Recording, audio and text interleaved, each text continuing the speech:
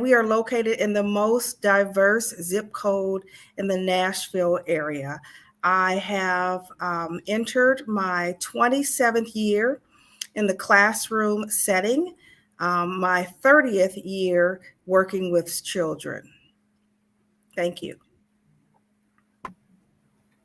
Hi, I am Dr. Reginald Garcon. I am the registrar at Washington Adventist University. I've worked in higher education for over 25 years in a variety of different perspectives, and definitely now as a registrar responsible for all things graduation and making sure students get to that finish line and graduate. Hi, good evening. I'm Nicole Hardy, and I am an assistant principal here in Southern California region at an elementary school. And I've had the privilege and the opportunity to work with students all grade levels, from TK all the way through adult ed at a higher level and university level. So I really enjoy all ages, and I again enjoy just helping and seeing students as they go from level to level to level and grow, grow, grow. So thank you for having me this evening. Thank you. Good evening. I'm Tamari Jenkins, and I'm a professor of Spanish at a community college in the greater Los Angeles area, about 55 miles east of Los Angeles. And it's a large district. We serve about 20,000 students.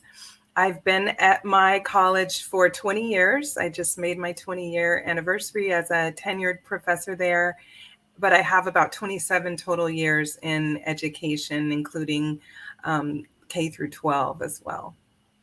Thank you. And I am Dr. Jarlin Connor, and I too am so grateful for being here.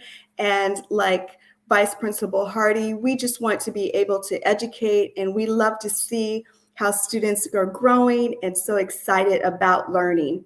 I have been in the education field for over 15 years, and I'm just excited to be here as well.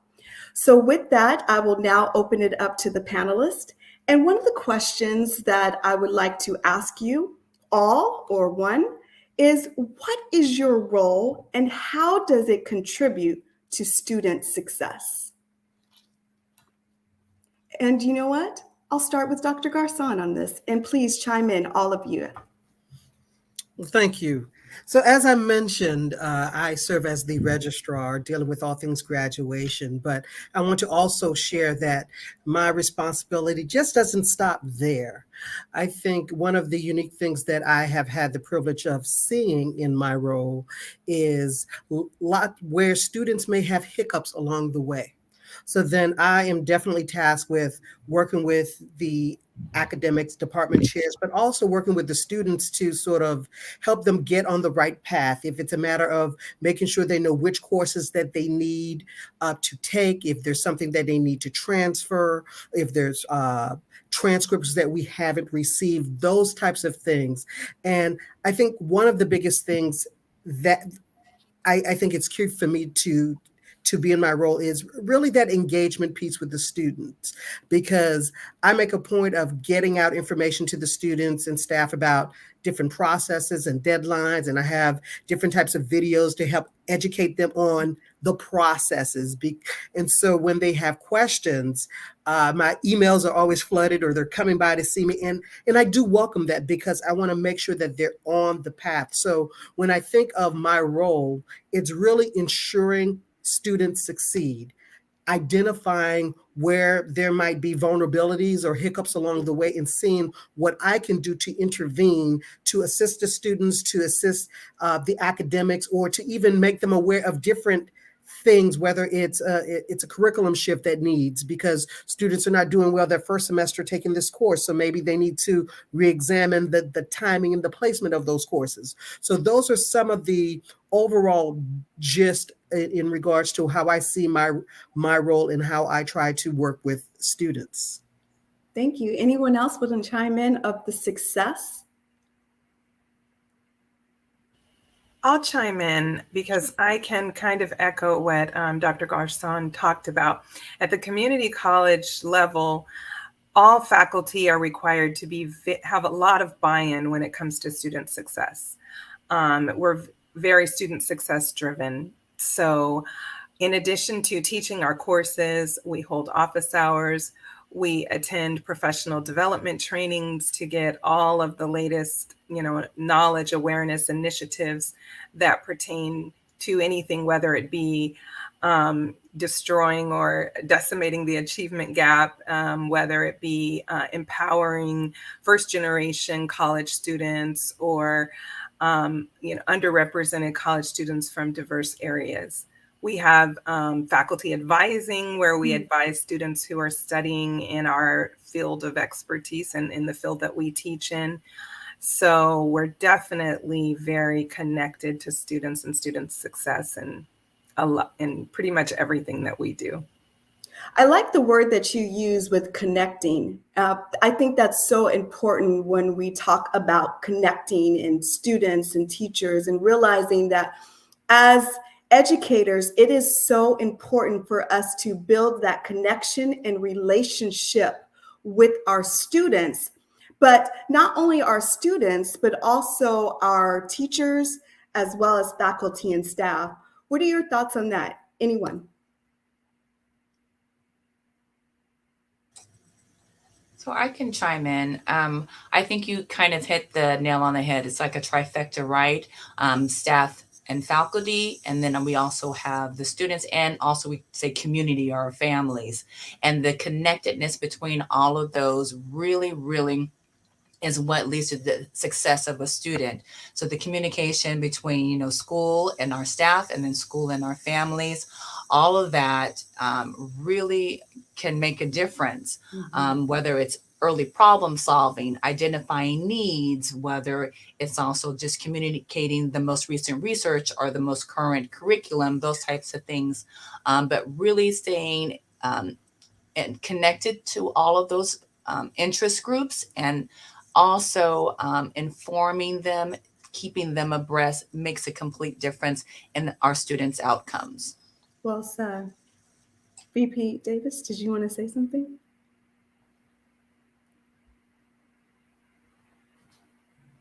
I wanted to speak about my role in contributing to student success. Oh, So, in the elementary tier, we lay the foundation for a student's pathway.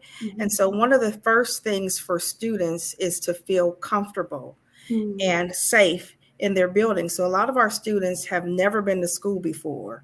So, that's one of the first things we do in our school community and culture, is to make them feel safe.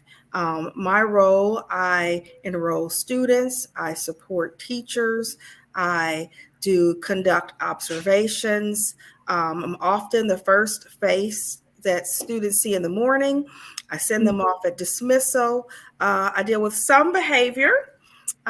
My assistant principal handles that, as a primary one. But I take I take teacher observations. I said that. I talk with parents. I review data on a regular basis with students, sometimes with teachers, and sometimes with students. Come familiar with students. I am just a face in the community. I know where most of my students live. I've ridden the bus before. So elementary is a little different because you're really in the weeds if you work in a school, and you do everything. And you get to know your students so you can help them on the pathway to be successful. well, again, that also brings me back to that original question with building relationships. If they see you the first thing in the morning and then the last thing in the evening, that shows that with your smile and your happiness and your energy, that shows, oh, Vice Principal Davis really cares about me, really cares about what I'm doing in school, and not just what I'm doing in school, but just my well-being in general. So that says a lot about you and the culture of the school as well. Anyone else before we go on to another question? Any other comment? The one quick comment I would make, and it was highlighted earlier, the importance of data. Data is so important, and I think that's one of the other hats that I hold working in the registrar's office, serving as a registrar, looking at what our data is telling us in terms of trends. When are students registering?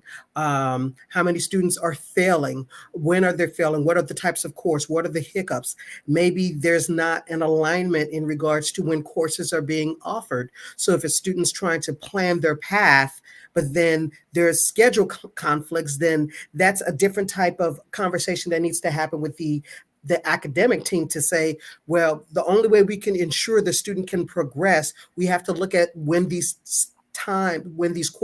course times are being offered. So that level of detail, looking at the data, is important, as well as looking at the success rate of our students and breaking them down into various demographics to truly see where are the vulnerabilities, and actually having someone in charge to really target and try to have those conversations. Why are students in this class performing better or not? Why are the males or females performing better, or various different ethnic groups? Those are the types of conversations that need to happen. And it's important for us to, especially as educators, to step back and assess what we're doing, and maybe something could be shifted to help increase the progression and readiness for the students, because there's always that perception that, well, maybe students may not be always ready. But I think on the flip side, there could be things that could be done from an administrator, from a teacher standpoint, that can help increase a student's ability to capture the information, because people learn differently in terms of different styles, how you can present. Maybe it's a matter of connecting the material. If you're not providing a breadth of different type of aspects, different cultures and demographics of information, then students cannot connect. So data is important, but it needs to be looked at, and action needs to move forward with it. Well said. Well said. Based on your observations, what have you made with students going back to school? Do they feel a little anxiety? Are they excited? How are they feeling, especially that because of COVID, and those students that are pre-COVID that never even entered a school? And this is for all of you, because each student has some type of issue or concern, or maybe there's none. But how has that, or your observation, or have you seen anything that you would like to address? And there are parents that are watching. So perhaps there's something that we could help and support parents as well as students as they're back in school right now. I can speak to that. My college was closed until fall of 21, and we only had a handful of in-person classes even then. So we transitioned 100% to virtual and online courses during the pandemic. And many colleges took advantage of that time, I guess, to speak, and supplied their faculty with an immense amount of training and preparation to be able to teach online. And so, for example, in my division, we went from only offering about 15% of our courses online to now over 80. It's a flip. It's a flip. So now it's about 85% of our courses offered online, and only 15% are now back in person. So I would say to parents of college students who are kind of new to going, actually onto a college campus, make sure that you know your learning style, and make sure that you know whether or not online courses work best for you. It requires a lot of self-motivation to be successful in an online course. There are many advantages and disadvantages. Obviously, the advantage is most of the courses are asynchronous, meaning the students don't have any set time that they have to log in. They can work at their own pace, or at at in their own convenience, according to their own convenience, if it's 1 o'clock in the morning or 6 o'clock in the afternoon, but just meet the deadlines that are there within that course. But that may not be for all students. If you have that child who needs the motivation of kind of an in-person experience and needs the energy of the students around them and needs to actually see the teacher, then they should hold out and make sure that they're taking the in-person courses that are offered. So I just think that's kind of the new thing now, is to have those two options and make sure that your student, chooses wisely. Yes, well said. Thank you so much. Anyone else? I know for me, I enjoy teaching online, but something about being around people and learning from other students that are right next to me and understanding what they're saying, that rich dialogue. For me, I just enjoy being in a classroom. But you're right, it's just so important to really know your student, your child, because everyone learns differently. Vice Principal Hardy, were you going to comment?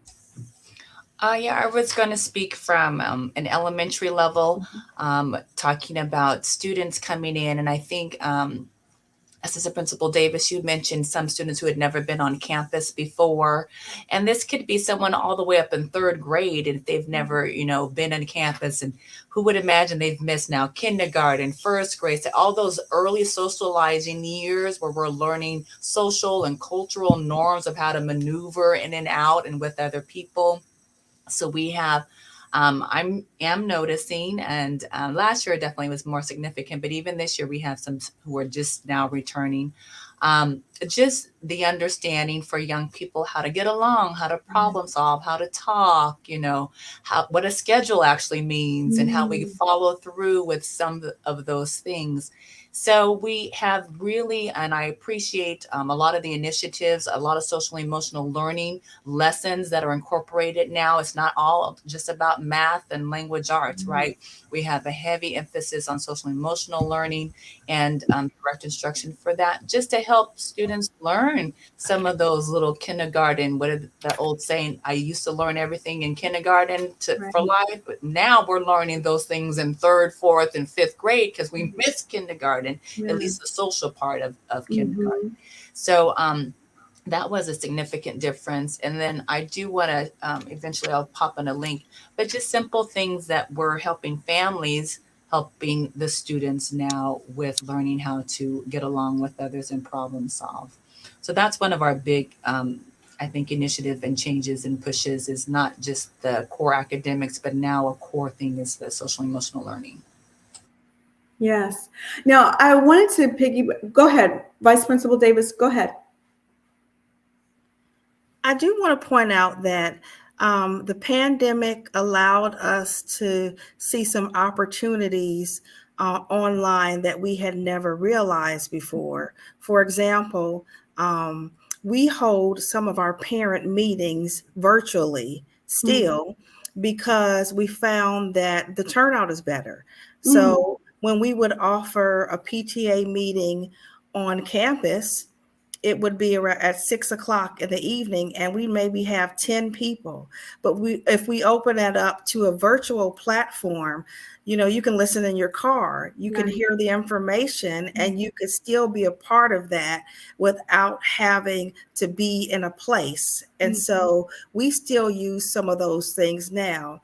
And at our school, our older students, our third and fourth graders, they take their laptops home because some of their work continues on the computer, and they just transport it back and forth. And so, although our students benefit so much from being in school, we still have that advantage that we had not realized before. Although some of these platforms were around, like Schoology was around before the pandemic, it wasn't used very often because we didn't see the benefit of it. And now that we're in school, we can still have those opportunities. That's amazing. That's wonderful. Now, I'm one of those parents that did enjoy having PTA online because I'm cooking and I'm listening, but I'm cooking. So that worked out well for me. So I'm glad that we still have certain things as far as Zooms for certain parents that can't rush home right away and be on to school for the PTA. They can have this time to do whatever they need to do. So I appreciate that. Dr. Garcon. Yes, I wanted just to tag on to what's been previously stated in terms of some of my observations. So, with our incoming class in terms of freshmen, one of the things that I have noticed is that the students are much more engaged in terms of just questions. Normally, when I would do a session during orientation for new students, I may get one or two questions. This time around, I was flooded with questions, which was great. There was this hunger to know information because this freshman group was the group that first started with COVID a couple years ago. So they've transitioned with hybrid or online, and now they're into this college setting. So that's something new. So other things, at least from an administration standpoint, as universities and colleges begin to, and it's even K through 12, depending how it can be done. I think the more we can find ways to incorporate technology into what we're doing to enhance it, I think that's great. One of the things that I know from a personal standpoint, we did have online classes, and now we're back to our traditional model. One of the things that I'm looking forward for us to do more of is offer more hybrid and online options for students. Not everyone's going to take advantage of it, but it's about having those options. And I think that hybrid model is key. Two other points. Parents are more involved. I think there's been a wave in terms of when one could say that, there's been parent involvement, maybe it's increased or decreased, but I've seen much more parent involvement. And I think now the onus is back onto the institutions to make sure you have those systems to be able to communicate with the parents, to let them know of what's going on, different deadlines, to help supplement whatever you're giving to the students. The last thing I wanted to talk about in terms of just impact, when you mentioned the whole idea of students being able to take laptops homes and whatnot, Pew research studies last year in 2021, they came out with an article that talked about, while the majority of students in general have their mobile devices, pretty much 8 out of 10 white individuals, students, would have a laptop or home computer. But when it comes to Black or Hispanic individuals, it was 6 to 7 out of 10. So those little dynamics were interesting to pay attention to. In addition to those same types of numbers, was whether or not individuals had broadband at home. So even though they may be able to take the laptop home, is their connectivity. So those are other things that schools, like especially going through the pandemic, we didn't necessarily think about those things, but those things emerge. So as we continue to grow and move forward, those are other things we have to just pay a little bit more attention to, and seeing, well, what else can we do? Can we create another hotspot that students could use remotely and things like that when they have to do things at home?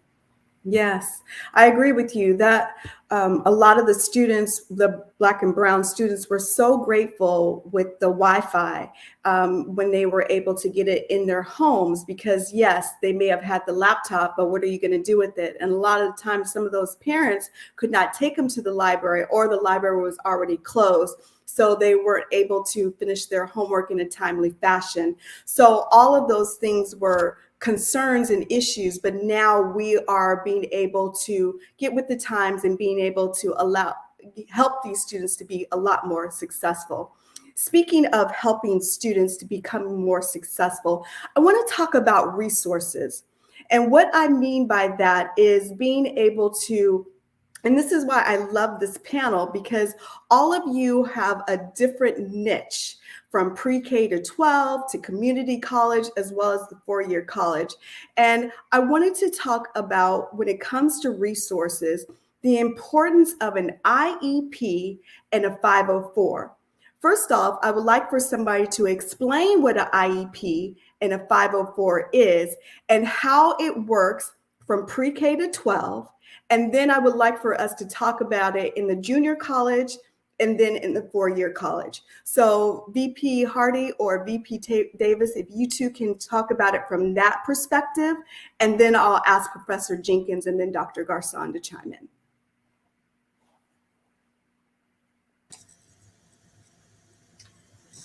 Okay, so an IEP is given to a student after they have been identified as having some type of learning disability. Sometimes it's a health impairment that affects their academics. And so it comes after a series of data collection. And then there's an evaluation conducted, and then the student is deemed eligible. And from that, an IEP is created. So it's a series and a process that happens over time for a student. A 504 is given as a protection for a student who may not have an educational disability, but may have something that may impact their education. And it allows protection for them as a in terms of their education. Thank you. So gen ed and student identified with that need. Okay. And so an IEP is an individualized education program. That's what the IE stands for, IEP. And so each person or student rather that has an IEP, it's directly and specifically for that student to help them if it's accommodations or any issues or concerns that they may have, to help them along the way so that they can remain successful. Yes. Thank you so much, VP Davis. VP Hardy? I wanted to two things really quickly. Before we moved on, I had some resources that we can show at the bottom of the screen. We had talked about the digital divide and then cybersecurity for our students, whether they're in elementary or all the way through university, making sure that parents are aware of certain things to support their students. So I think that's very important. There's a couple of companies, but one, for example, is Common Sense that can help families understand how to protect their children with all of the access now that they have with the internet. And then if they do need support for connectivity, the FCC has programs and through different ways to help families. So I just wanted to make sure that families had some of those resources. And then I'll hop over to the IEP and the 504. I think Assistant Principal Davis, she already really gave an explanation, a wonderful explanation of the difference between the two. I want to encourage families. That's another part of that engagement and communication between families and the school, is to really make sure that as you see needs of your student come up, or if you already do have an IEP and you're starting a new school year, that's one of the first things we really want to make sure that the classroom teacher has, and any other support staff that may need. For example, if you have a health need, that you're connected with the health clerk or the nurse, and because that can impact PE, for example, or access to other things that they would need to have. And we can make those accommodations happen. We just want to make sure that everyone's aware. And all of those fall underneath federal programs and protections for our students. And I know it changes as they go up into post-secondary, but at elementary, junior high, and high school, really important that that's communicated back and forth between the families and the school site. Thank you so very much. And you touched on parents, and I wanted to also, before Professor Jenkins comments, FERPA.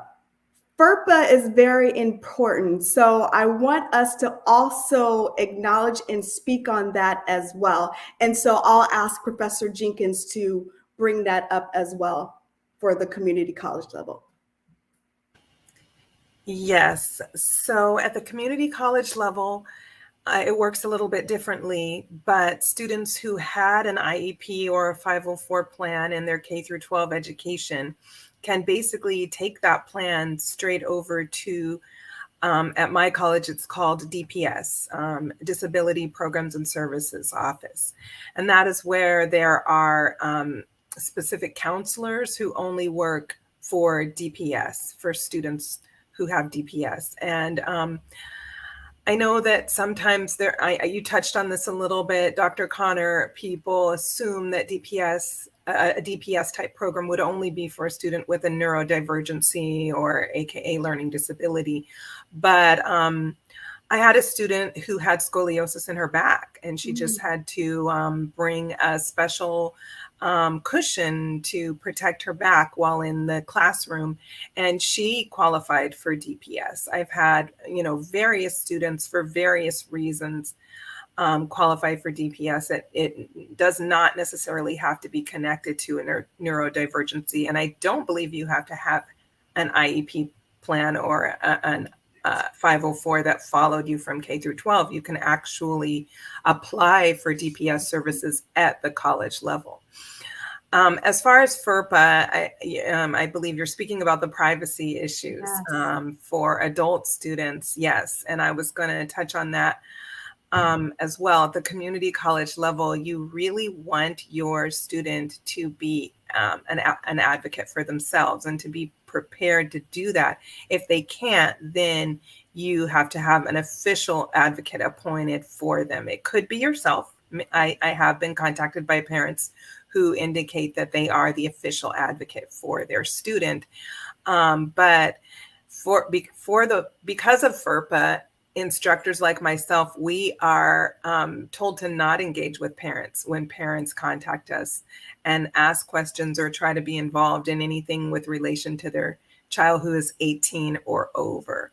So it becomes a little bit tricky. And so I just think it's important for parents, whether your child has an IEP or a 504 or not, to really help your child when they're still in high school learn how to advocate for themselves and become comfortable going and speaking to counselors, become comfortable talking to their teachers about whatever it is that they need, because as adult students, they will need to be at that place. Well said. And just to piggyback on what you said, Professor Jenkins, before Dr. Garcon chimes in, it's so important for us to also understand that there may be students that are also in the dual enrollment program. So they're taking high school courses and they're also taking the community courses as well. But they may be 17, right? So parents may have that opportunity to talk to teachers in high school, but you don't have that in community college. So it's very important, parents, to be able to fill out the documentations if necessary, but also, as Professor Jenkins said, for your child to still be able to advocate for themselves, even though they're still 17 and taking dual enrollment from high school and in a community college. Thank you so much, Professor Jenkins. Dr. Garcon. I want to piggyback to what Professor Jenkins and you, Dr. Connor, said, especially regarding FERPA. So just to tack on with FERPA, I know the link did go across the screen. So FERPA is the Family Education Rights and Privacy Act, and it's definitely about privacy. And what's unique about FERPA within the college setting is that once a student becomes a college student, and it doesn't matter if they're high school or not, the way the records are viewed, it's different. It is the student's records. So in order to get access to it, as Dr. Connor mentioned, there is a release. So even at my school at the time, students are matriculated, they're going through orientation. We provide them with the FERPA release form. So they could designate whichever individuals they'd like to have access to their records, parent, spouse, etc. But that would be the process, and it's important to happen. What else happens from a university level, which might be a little different from K through 12, is this language of reasonable accommodations and what that may look like. Because yes, you could bring the IEP, the 504, or an updated documentation in regards to what are some support strategies to assist the student. But the most important thing is a student needs to declare or advocate that they want to be recognized as someone who is needing assistance. So that's number one. They could always submit the paperwork just to have it on file and only use it when they want to access those services, but it's just something that you have to be aware of. So you could have it on file and not request any services, or you could actively have it on file and say, yes, based on XYZ, if it's extra test time, if it's alternate ways for testing, if it's a note taker, the variety of different things, if it's a special type of if it's recording a course, tape recording a course for various reasons. So those are some of the types of reasonable accommodations. And depending on the school and how their services may be, this is something that is key. So as a parent or an individual, as you're exploring different schools, whether they're community college, trade schools, universities that you're planning to do after K-12, and you do have some limitation, you want to make sure that you become aware of what are the types of services that's being offered at the school to make sure that you could benefit from them so that you could have the type of support so that you can be successful. I think that's one of the biggest things that folks have to understand in regards to what happens at the university level.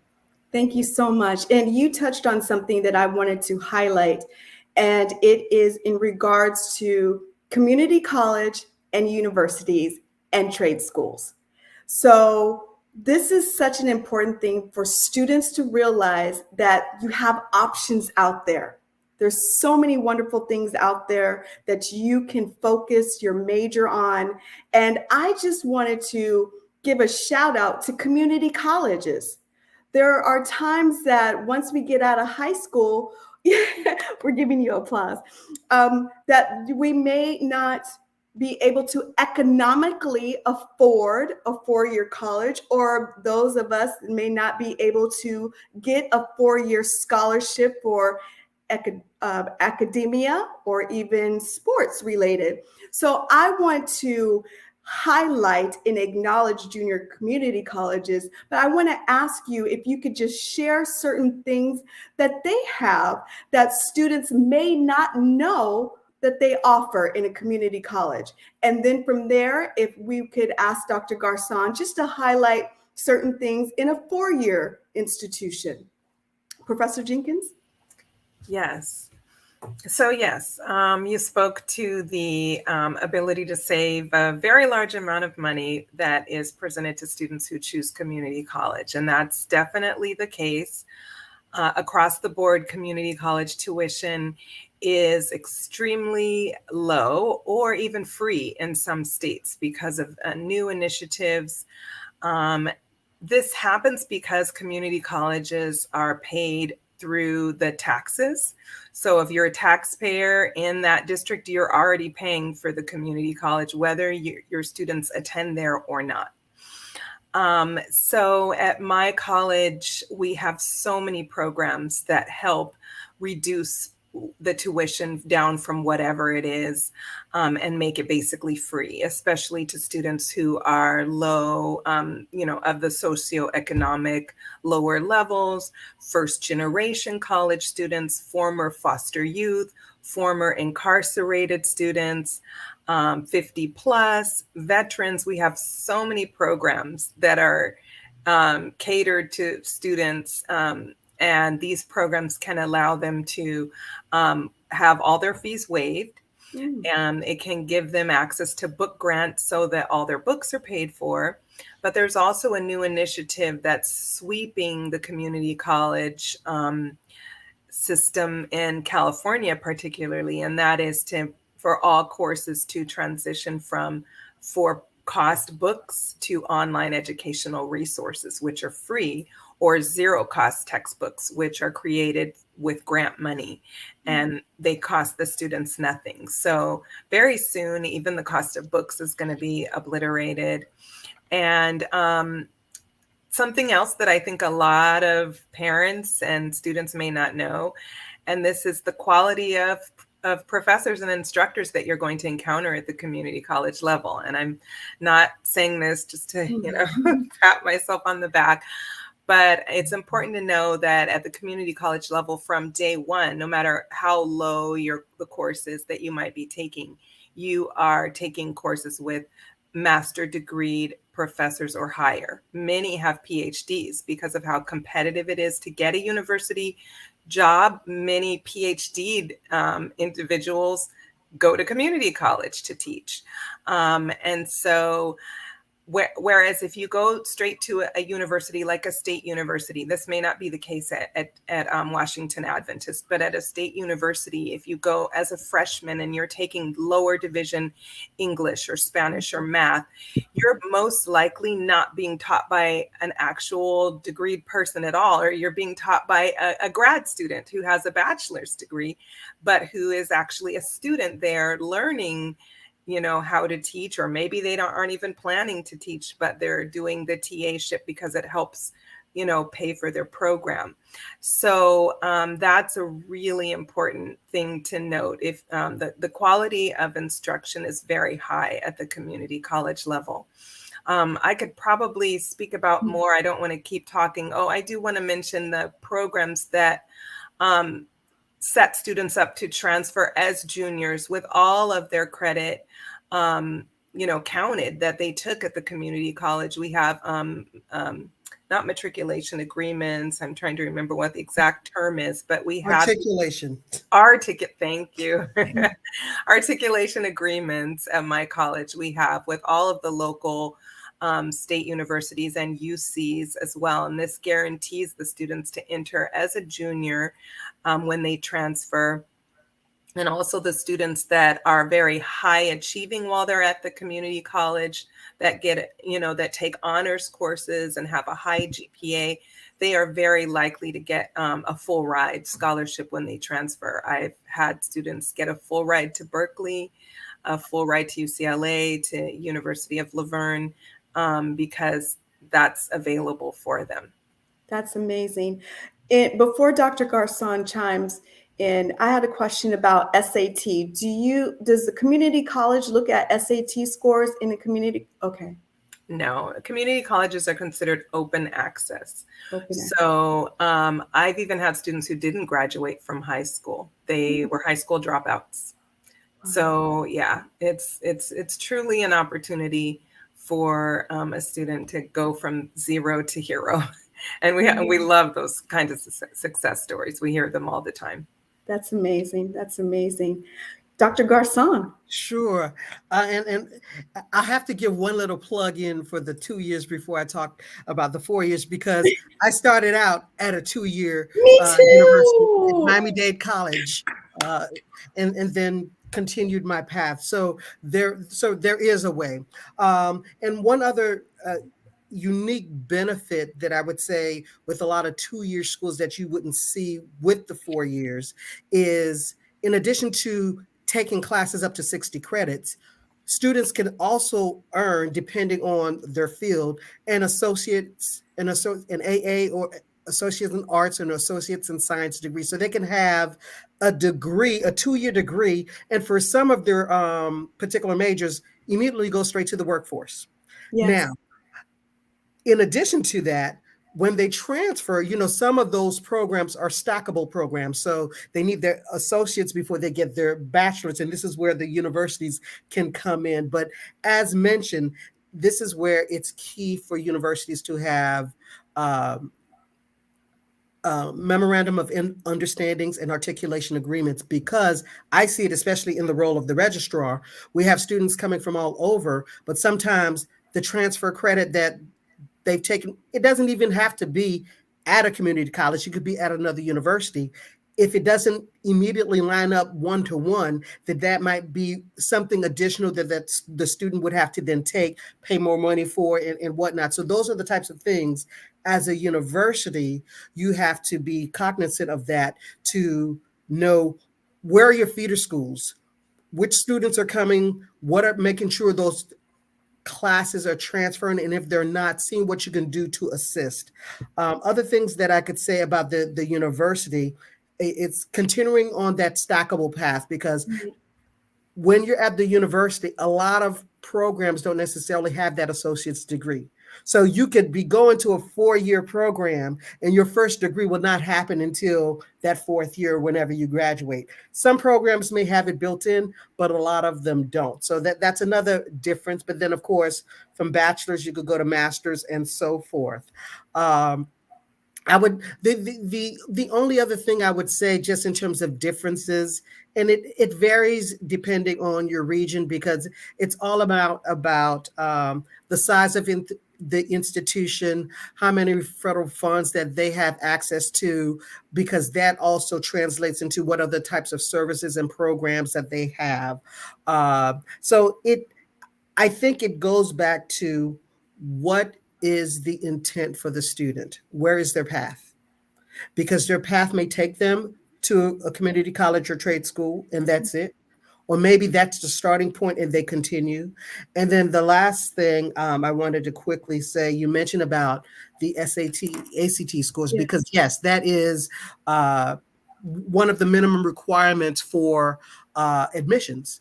Mhm. But one of the things that I know that we've done as a university, we've amended those policies so that we can still use it Mhm. as, but that's not the only thing we're going to look at.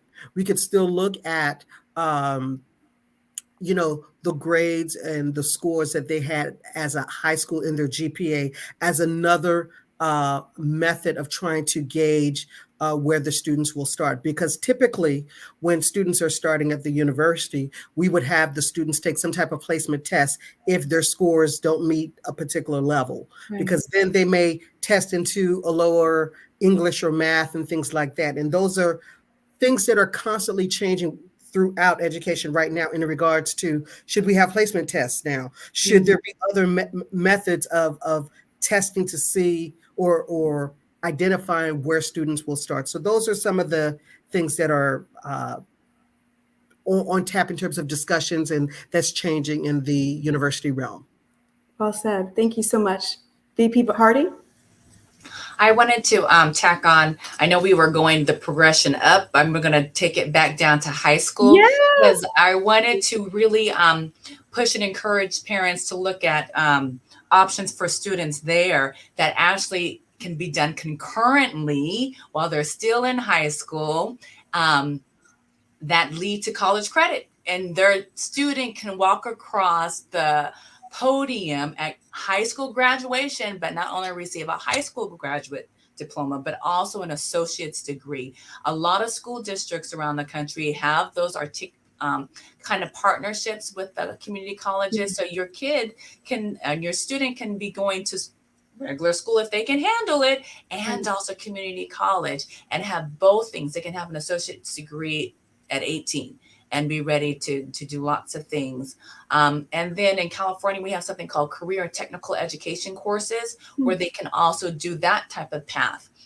And they can do several courses that can lead to a chef certificate, for example, or welder certificate, and get a high paying job coming out of high school. So again, just knowing your students' strengths, their skill set. So looking at programs and options at the high school level can also lead to some incredible educational opportunities and career paths. So I just wanted to plug that in and connect that to our community colleges.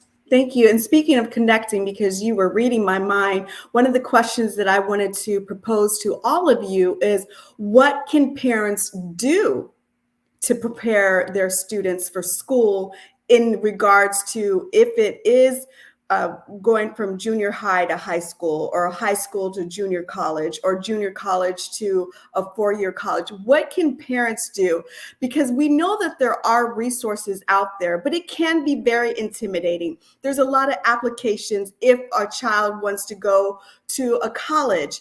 What could we tell them to ease their mind? Me in particular, help me ease my mind, and Professor Jenkins, in regards to what are next steps? What can we do to be able to confidently support and empower these parents that are saying, I don't know what to do. I don't even know where to go. What is the first thing that I should do? So this is for all of you to answer this question.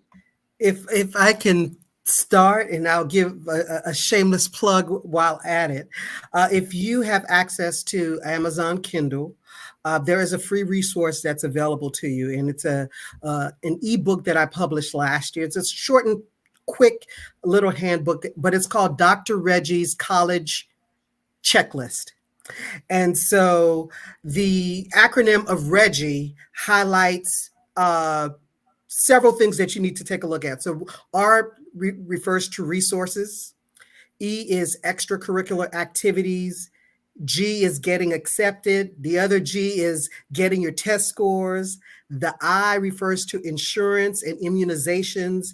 And then E refers to the essentials. So some of the resources, I'll just quickly touch upon them, but you could go more deep, is in regards to financial aid, filling out the FAFSA, finding out about grants and scholarships and loans if needed. And there's lots of different scholarships that's available. So think of any place that you frequent, from McDonald's to Taco Bell to Burger King to KFC to Dell Computers. They all have different types of scholarships that's available. You just have to seek them. Last year, it was called the Live Mass Taco Bell Scholarships, in which all you had to do was sort of submit what's your passion, and you could apply for it and be eligible to getting free money. So it's about being proactive. So knowing that it exists. And in this little resource, there's a lot of links there of things that you can look at. Another thing I want to highlight, when you think of your representatives, senators, and Congress folks, there are often scholarships within those arenas.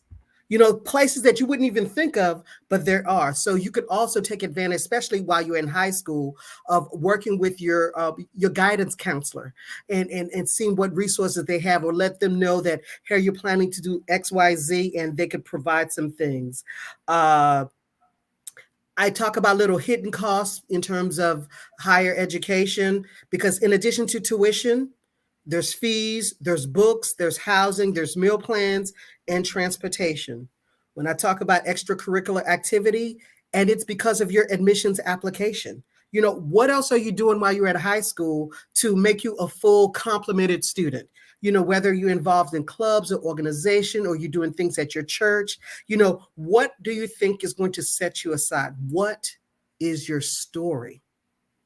Knowing what your story is important, because when you're writing that application, you could say, well, this is my story. And that same story that you're using for the application to get admitted, you could use that same story for applying to different scholarships. We talked about test scores a little bit. Insurance, that's just something that will happen when you're going to the university in terms of having to provide insurance. And different schools will have different types of requirements, but those are things to be aware that that's something that you need to look at. The best advice that I could give to parents is, it's never too early to start. Your child could be in the 9th or 10th grade. It's not too early. There is early admittance for parents, for students, so they could take advantage of that. And then once they're in that pipeline, they'll start getting information from the university or even the community college about what's going on in different events, so they could tack on and attend those things, explore additional majors as they're having these events. So those are some of the things that's in my little quick little checklist. So it has lots of information, other little essentials like making copies. When you're talking to someone, take their name, their emails, their phone numbers, so that those details are there. If you're interested in a particular department, go meet the chair. Go on campus. You be as proactive because it's a reciprocal relationship. I feel. I feel just as much as they want you to go to their institution, you should want to go there. So take advantage of those in the campus tours. But those are quick little things. The last thing I'll say is, between your guidance counselor at high school, but even within the community college and the universities, they have career services or career development offices. So if you're still trying to assess where you are, there's lots of different type of inventories that you can take to sort of see what types of skills you have and which majors might be more likely might gel with your skills. So that's sort of my soapbox that I wanted to share from a standpoint in terms of a resource and what could be done now. Thank you. Anyone else want to comment?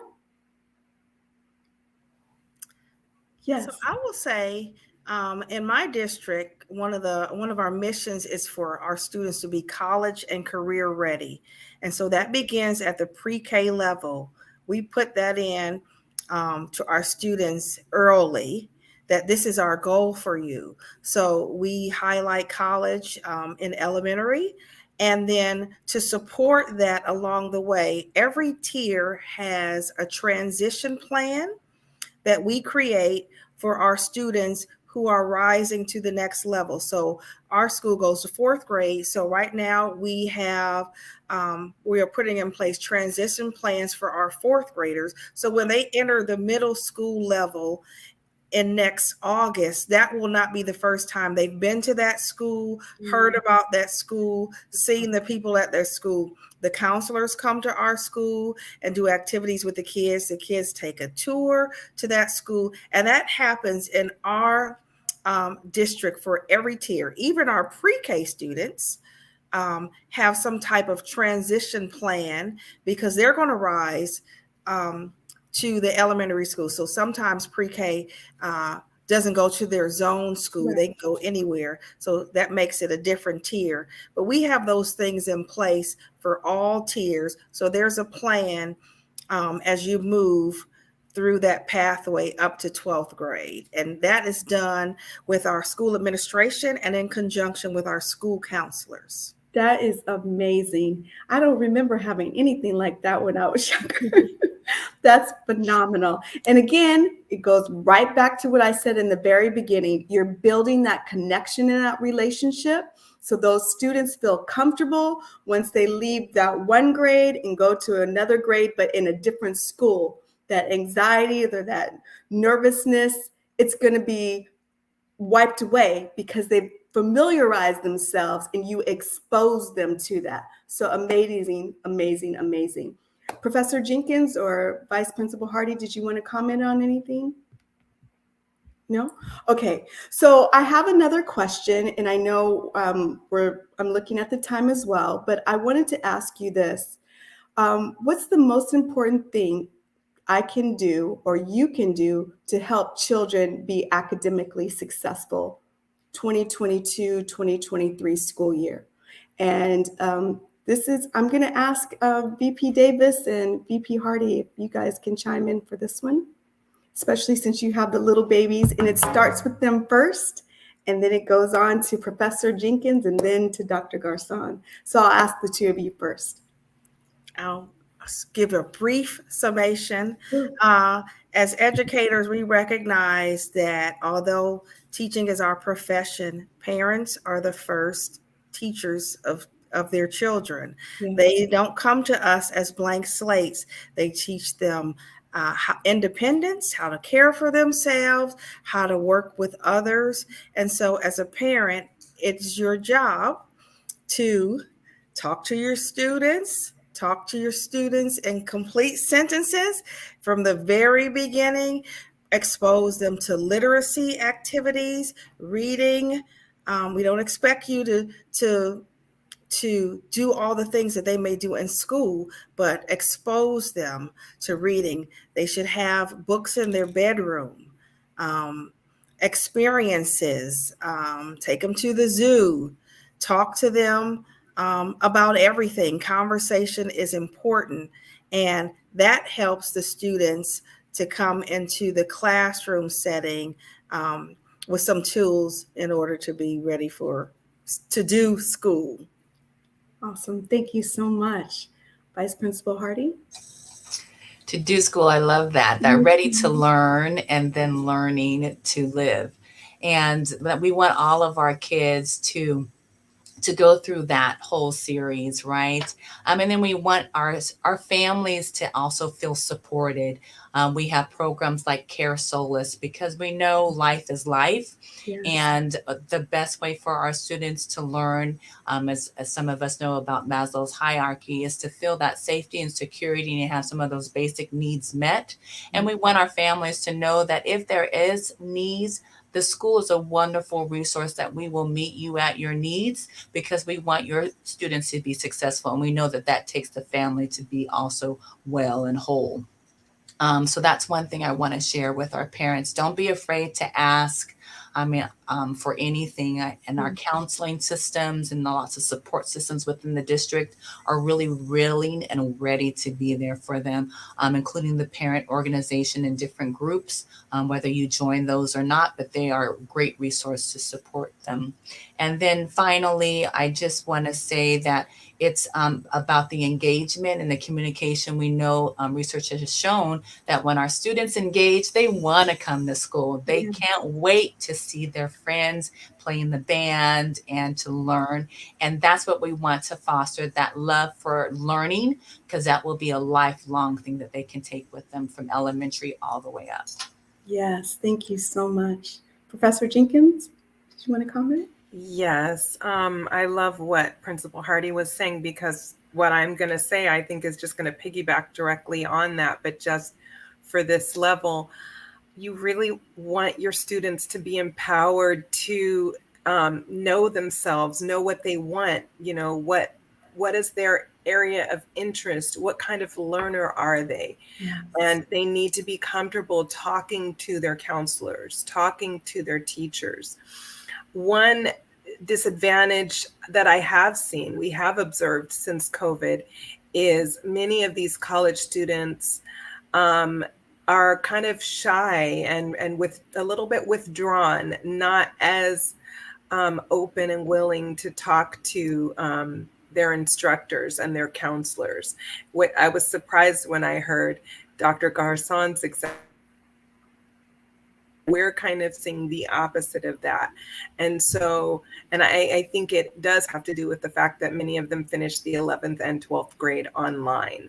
So I think it's so important, if you see that in your child, if you see that they're a little bit shy, a little bit withdrawn, take them, do what you need to do to get them to feel confident to speak and advocate for themselves, so that they can be part of the different programs that are out there and that are available to help them succeed. There's so much out there. It's just theirs for the taking. So they have to be willing to go out and get it. And sometimes it does seem hard. I know that at the community college right now, we're low on counselors, extremely low on counselors. Some students are saying, my appointment to see my counselor is October 10th, but I'm trying to get in your class that started last week. What do I do? Wow. So it does require some work on the part of the students sometimes. So you just really want your student to be empowered to talk, speak up for themselves, and really know what it is that they're after. Well said. Thank you so much. Dr. Garcon? One quick thing, two quick things I wanted to just tack on. It's something Professor Jenkins mentioned. Our students, in terms of, I think it's very important for schools, whether university, college, K through 12, to realize that we do have students that may be going through some mental challenges or personal challenges, and they need a different type of support. And I think definitely having those resources available for the students is important. I know at the college level, I know one of the things that really emerged during COVID was being able to take advantage of telehealth, which would be an online platform for students to seek out a counselor to, talk through some issues and challenges. But of course, even with that, some folks do prefer that one-on-one personal touch. So it's a fine line in regards to what's being offered. So that's important for us to know that there are things our students are dealing with, and they need that kind of support. And then just we've talked a little bit about engagement a lot. I can't say enough about engagement. I'm all about engagement because the more students are engaged and connected with folks on campus, then when issues come up, then they're more readily to say something. And when they say something to you, then at least you should be aware of the different resources that are available and try to share that with them so that they can take advantage of them. So engage, educate, and I say entertain. Those are my 3 E's. And entertain is just in terms of all the extracurricular things that can continue to help them get engaged and jazzed up about learning their environment. So that's all I have to say. Awesome. Thank you so very much. I want to, before we end this segment, I'm going to go back around and I'm going to ask you to just say one word, just one word that you would like to share with the students this academic school year. One word. And I'll start with you, VP Davis. My word is do. All right. VP Hardy, Hope. Dr. Garcon, Stretch. Professor Jenkins, Grit. It stands for a lot of things. and I'm going to leave you with success. On behalf of Dr. and Mrs. Columbus Batiste, the Healthy Heart Nation family, the panelists, and myself, Dr. Jarlin Connor, we want to extend a warm thank you for taking the time to hear about the important tips of a great school year. We will see you all next time, which is next month, the third Friday of October at 7 p.m. Eastern Time. Until then, take care and good night.